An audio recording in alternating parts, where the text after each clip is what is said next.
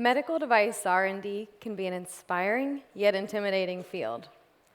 And it's actually more than the insulin pumps and the pacemakers, than the nanotechnology and robotics. Medical device R&D also includes tongue depressors, tape, scissors.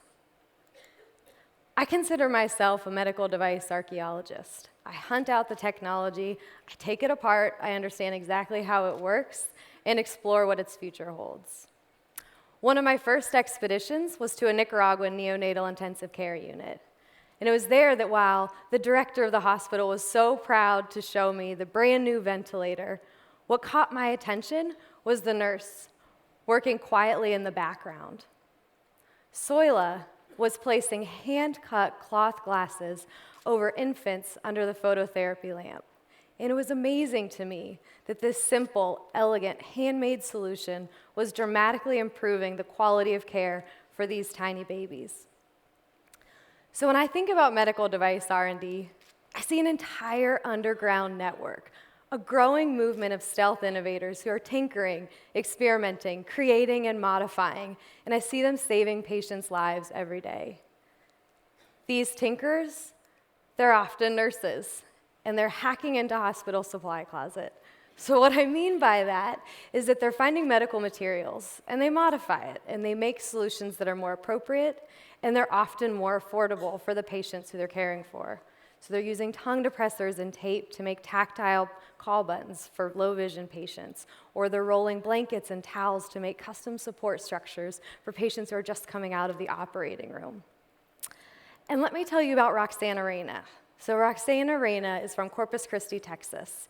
While hospital systems across the country are investing in IT systems and technology to really reduce costs, Roxana has saved her hospital $250,000 annually using bandages, scissors, and her nursing know-how to treat abdominal wall defects in infants. Roxana's patients, they're able to go home in 2 months instead of 4, and with almost 0 complications. Until now, these maker nurses, they've been in the shadows, operating without being seen, without being recognized. And I see it as part of my job to bring them into the spotlight. The Little Devices Lab at MIT has been researching and recognizing what these nurses are doing and how they're working with others across the system. So after 6 years of studying health making inside of hospitals, we're making the tent bigger, and we're making it more intentional. Because nurses are these natural problem solvers, they're hands-on skilled, but they don't operate in a silo. Healthcare is about a team. So we're inviting physicians, therapists, specialists, patients, and caregivers into the maker movement. Through a network of specially designed maker spaces in hospitals in Virginia and Texas and Massachusetts, we're bringing these tools of innovation and prototyping right to the point of care, so that nurses and doctors and patients, when they have that great idea about how to improve or make a new medical device, they can do it right just there. And one day, we're not just going to be getting prescriptions from our doctors, but instead we're going to be getting prototypes about how to customize your pill bottle to add your own adherence monitoring system. And you'll go not just to the pharmacy, but you'll go to the craft store with your physical therapist and custom design an arm brace right there. And inside of these maker spaces, we're making sure that the ideas don't just stay on the unit or in the hospital. We've installed selfie stations so that they can be documented just in time, uploaded, and shared around the world. In the near future, we'll be seeing patients not come into clinics with just their glucometer data and WebMD search results, but instead, they'll be bringing the 3D printed clip that they made to manage their catheter tubing that they got from a nurse and caregiver duo who had uploaded it in Montana. This is the future of medical device R&D, and this is our response to a healthcare system that for far too long has been constrained by black box medical device design.